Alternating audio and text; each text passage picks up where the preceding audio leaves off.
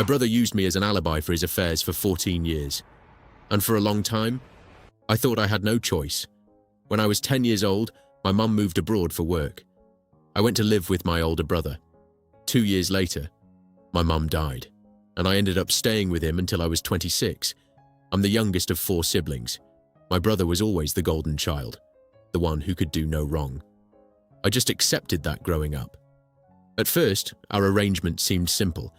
I handled the cooking, the cleaning, the shopping, and he handled the bills. At least, that's what I thought.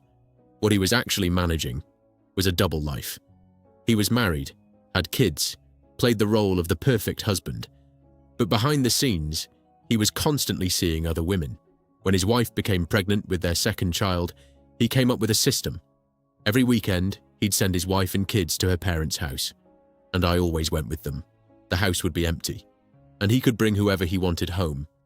At first, I didn't understand what was happening, but over time, things stopped making sense. Women's clothes would appear out of nowhere. Food would go missing.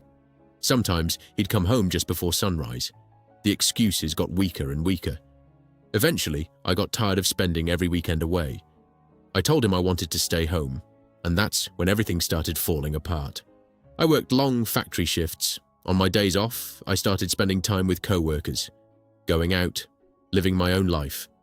Then one night, I ran into one of my brother's closest friends at a club. Nothing unusual. Until the next morning. My brother came home with a fresh hickey on his neck and started lying about where he'd been. The problem?